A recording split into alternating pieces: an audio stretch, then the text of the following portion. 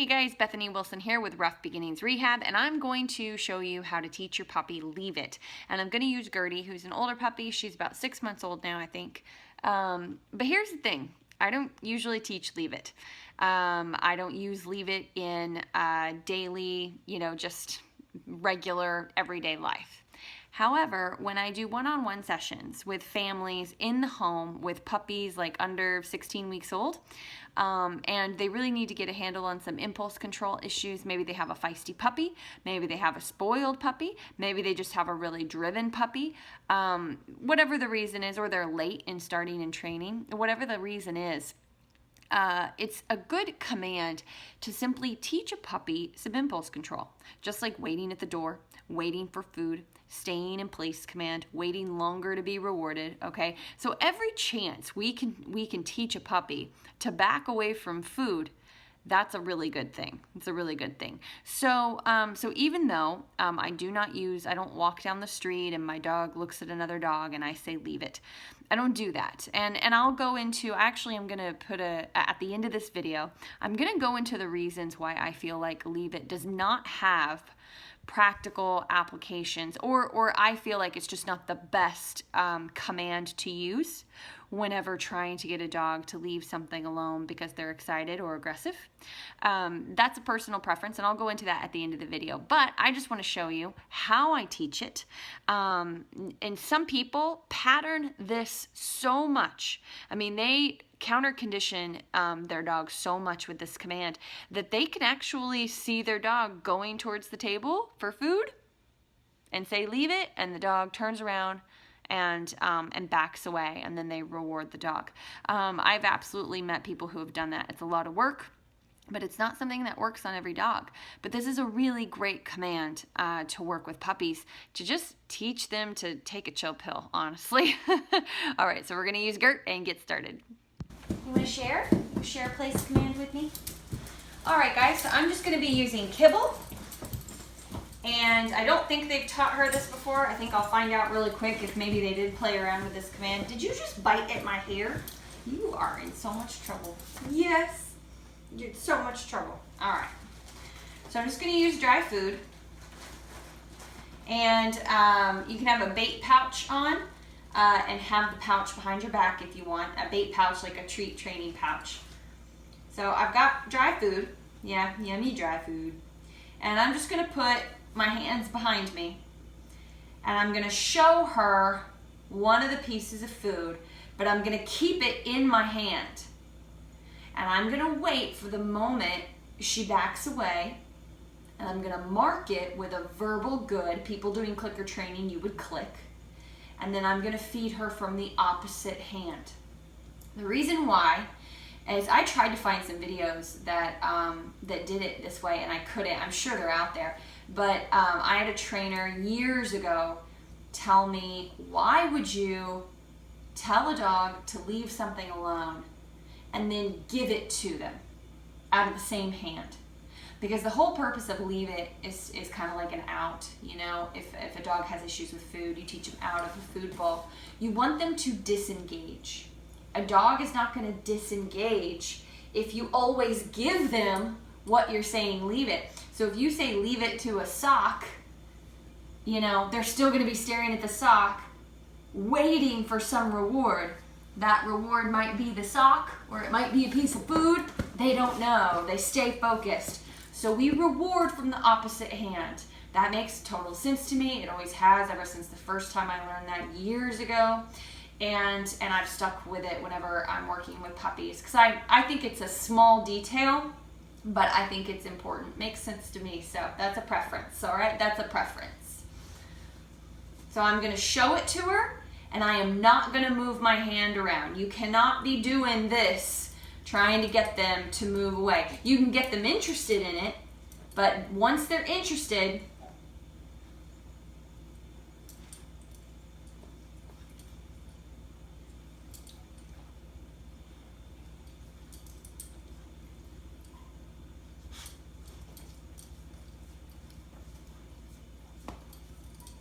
good.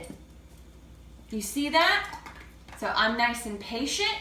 The moment she moves away, she gets the food. So I marked the action of her moving her head back away from my hand.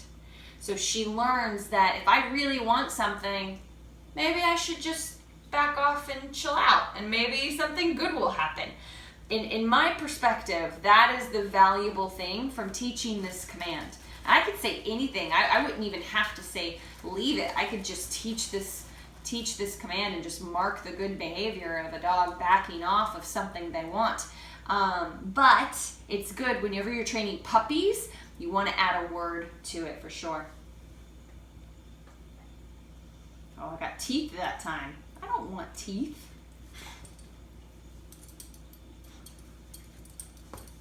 Good. Very good. Some eye contact too. So here's the thing. If you're dealing with a really young puppy, we just did this the other day with a cute little puppy named Biscuit, sharp little puppy teeth, you're gonna get bit. They might paw at you, really bite at you. If it gets bad, to be perfectly honest, if it gets bad, you can simply just give them, no. You can simply just give them a little bump on the nose, or no. Good. She moved her head towards that way, which is fine. And I think it was a distraction. I think she heard another dog, but it doesn't matter. Even if your dog moves your head away because of a distraction, you still mark it, you still reward them.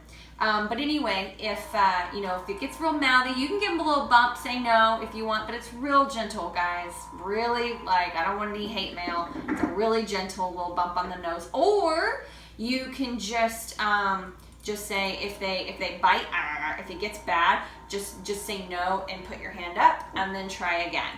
And if they use their teeth, no, put your hand up, try again, okay? Am I confusing you? I'm sorry. Oh, yummy food. Yummy food. Yummy food. Get your paw off me. What is it with you and those paws, girl? Good. Very nice. I'm going to sit up some because this relationship with the pawing, I'm not caring for. With bigger dogs, you can absolutely stand up. With her, probably would stand up. But with most little puppies, you can be down on the ground. It's easier for them. All right. Gert, come here. Gertie. Yeah, sit. Oh, good job. Good. She is so handsy. You're very handsy. You know that? Good girl. Gertie, come here. Sit. Good. Good job. So this is the same thing that was happening with the puppy that I was working with the other day, is that he wasn't always moving his head away. He was just laying down. That's good too. That's good too. But if you see that happening a lot, it's probably good to try to get the dog up and sitting and going for the food. That way when they do lay down, it is a very clear distinction that they're moving down and away rather than just like right here in front of them. Good. Or it's just not as big of a physical movement. I like the bigger the physical movement away from the food, the better. So I really, guys, it's so important. You can get if your puppy's getting bored, you really get him into it. Oh, it's good. Oh yeah, it's good food. And then right in front of them. Good. You guys probably couldn't see that, but she made a really clear, she didn't back away because she's laying down. That's why I said if that happens, have them sit up. But she made a really clear distinction between my hand, and she turned her head and looked right at me. So I know she made a clear distinction away from the food. Now let me see if I can get her up. And honestly, she knows place command really well, but I could get rid of this place command and she'd still lay down, so we're gonna keep it. Gert, come here. Good girl. Yeah, get that food. Get that food. Sit. You're too good. What am I gonna do with you? There we go. Good. Good job. All right, so now, since she's doing it really consistently, like pretty much as soon as I pull the, no. She just got done playing with my Border Collie, so she's a little feisty. Yes, you are. Sorry, so because she's doing it so good, now we just add the word. But I'm still not gonna say the word right away. I'm gonna apply the word to the action of her moving away from the food for a few times, and then say good and give her the treat. And I'm also gonna switch hands because they'll get really used to not taking food from this hand, and they get food from this hand. Dogs are so specific.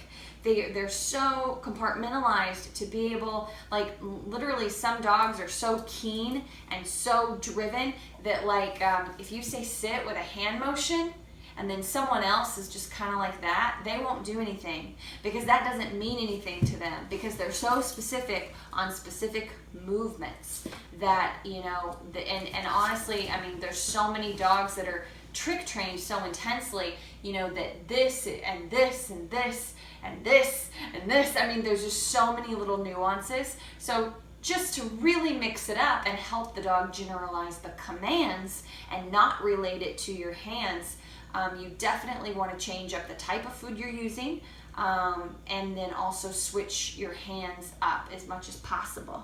Isn't that right? Isn't that right? All right. All right, guys, so I'm going to be a little slow on this because I'm going to have to switch hands with my camera hand in order to reward her. So just kind of know that my timing with my reward might be a little slow, but thought you guys would appreciate a different angle. Gertie, come. I'll be able to see you better on the white. Oh, yeah. Leave it. Good. Good job. And I don't have to be that excited with her. I really don't. I'm just used to it when I do this command with puppies.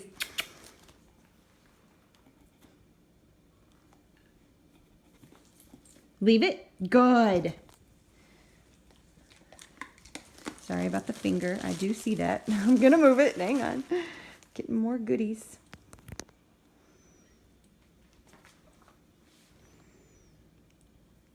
Leave it. Good. See how she wasn't even going to go for it? Oh, I'm so slow. She wasn't even going to go for it that time. Good job. That's because she's just learning really quickly. And she's like, well, with the first hand that comes out to me, I'll just completely ignore it. So I'm going to do some actual treats. We're going to up the ante here. Instead of her dry kibble.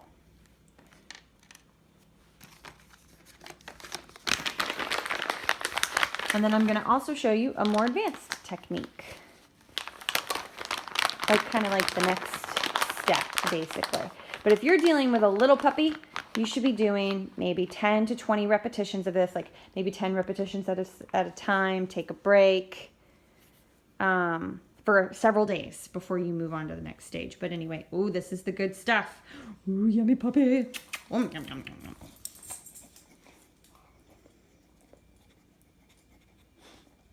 Leave it. Good.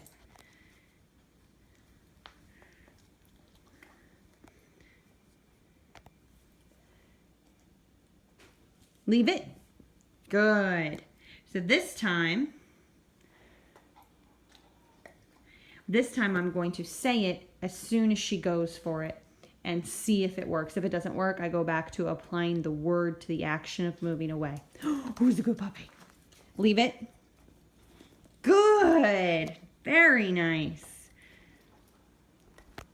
Gertie. Leave it. Good. Oh, you want to go to place? Okay. Good job. Oops. Good job. So you guys get the picture. So let's say Gertie's a very, very smart girl. Aren't you, Gert? Sit. Good. Leave it. Good. She did give me an extra nudge right there. So let's see if she does that again so I can show you what to do. Leave it.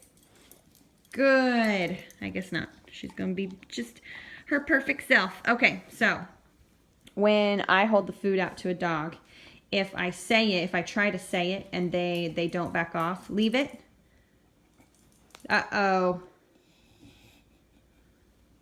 Leave it. Uh-oh. Leave it. Good. Even her little paws went back on that one.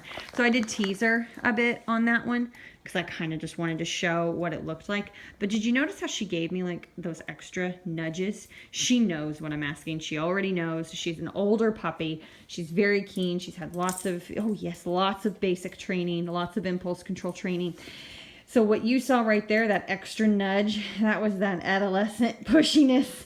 She's like, I'm just checking. I'm just double checking, okay? Because, you know, my priorities are a little stronger sometimes than yours. And that's kind of what she bases her decisions on. So that's a little bit of an adolescent move. But I've seen lots of young puppies have attitude too. And just test, not even attitude, you know, just testing. Like, are you sure? So expect that. But let's go to another. Now, I don't want her in place for this because she knows she has to stay in place. Gertie, break. Yay. Sit. Good. Leave it. Good. Good job. Having to switch hands.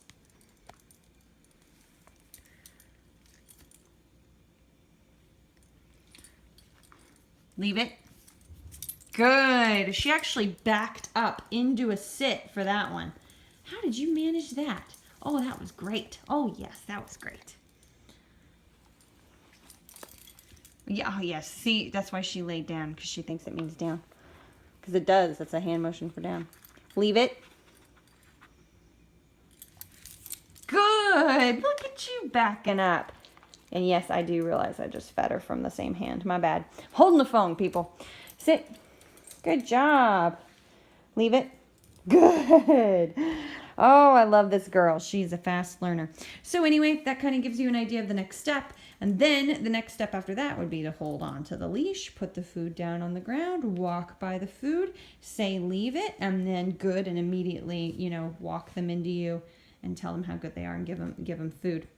So anyway, I don't want to overwhelm you guys. Those are just like the first couple of steps of how you can teach leave it. You saw how she physically moved away from my hand. And because of that, you get that she really does completely understand the command. And even though I don't think her folks really use that command, she might have been taught that before because I was pretty fast, but she's also a very fast learner. So could be either or, huh, Gert? Yeah, could be either or. Hopefully that helps you guys out. So if you want to know why I don't use this in practical everyday life, stay tuned. But if you just wanted to, figure out how to teach your puppy leave it, then we're done. Hey guys, okay, so these are the reasons that I don't use leave it in everyday application, just regular, family dog walking down the street, maybe has some excitement issues, maybe some reactivity, who knows, but there's actually a lot of reasons why I don't use leave it. I prefer one word commands, first of all, but we like to use just a universal no. If you see something on the ground and you're about to pick it up, no. If you see another dog that you're about to pull towards, we repeat the heel command because they're not supposed to get out of heel. If they're having free time and they head towards another dog, we say come. So we just have a lot of different ways, I guess, of interacting with the dog. If they have a bad reaction to the dog, like if they're dog reactive, or if they're pulling excitedly and we need a stronger command, we use no. Just don't do it. No. Just a really clean and clear stop what you're doing. So here's the thing about leave it, is when people use, and by people, I don't mean everyone, leave it works for some dogs. Okay, so let me just cover my bases there. But what we've found with maybe some of the more difficult cases, that we get in, maybe that's why, is that when a dog looks at, say, another dog and they get really excited, especially as a young pup, they get really excited. And you say leave it, and then they look at you for food because they associate leave it with moving away, looking at you for food over time, when you've practiced it. You're not helping them control that excitement. You are redirecting it. Now, that's not always a bad thing. Sometimes we have to do redirectional type stuff. But long term, it's not a good fix because all that energy can really, all that excitement can really load, and it can really build on itself. Sometimes days, weeks, months. It really can, though. So you're taking a dog or a puppy that's like pulling, trying to get to something, and you're just redirecting that energy. Then you can create a food obsession. I've seen that before. You can develop food competition type issues because you're using food in such an adrenalized state because you're redirecting it. It's like people who try to, with older puppies or adult dogs, try to redirect biting onto toys, like hands to toys. Once a puppy reaches a certain age, you don't want to do that anymore for the same reason, because you're just transferring that energy, onto something else rather than teaching the dog how to control that energy. So that's one aspect of it. The other aspect of it is that I don't want to be carrying food forever. And it's definitely a command that is heavily reliant on a food reward. And then you can get away with a few verbal rewards, but then if you don't pay up, you end up repeating yourself a lot, then the command doesn't mean anything because there's no punishment. So if a dog is pulling towards another dog or human, whether it's excited, whether it's aggressive, they are going to prioritize that adrenaline rush, or the adrenaline rush of getting to say hi, or just pulling, which leads to anxiety, which can lead to barking, or the aggressive aspect of it. You're not saying no. A simple, flat no, and squashing that behavior. What you're doing is, you can come in. What you're doing is just redirecting it. So what happens is because there's no accountability, the dog is going to start to ignore you. They're going to start to prioritize what they want over what it is you have or don't have if you're not being consistent enough. It's definitely that command for me, for the people that I've met that have used it and have really, really worked at it. It's a lot of maintenance, and I would rather just tell the dog, no, you can't jump on people. No, you can't pull after the other dog. Instead, do this. This is fun. This is good. This is what I want you to do. So that's my preference, is say no first and then tell the dog what to do and then reward for that behavior rather than just redirecting. That is the two main reasons why I don't use that command in practical application, but it's a great command to teach puppies. One more thing, to teach a puppy to just back off whenever they want something and they just gotta have it. So anytime you can teach a puppy or even with Gertie, just a really adrenalized adolescent puppy who just, life is amazing for her. Everything is amazing. She's got to be, into everything and say hi to everything. Teaching a dog to be able to just take a step back from something they want, that is really valuable for me. Even though I'll never use it on a walk, I'll never use it in any other context other than what you just saw. Now, there are other steps. There are more progressive steps to leave it that you can absolutely do with your little puppy. But again, usually once that puppy, reaches like the 16-week mark, we really don't fuss with that command. And then we usually use it on, that would be Gertie. Chris just got home. She's like, I want out of place command so I can say hi. But anyway, okay, I'm going to let you guys go. I've droned on long enough, but hopefully that gives you some idea of what you can do to just give your puppy a little bit of extra impulse control. They all could use it.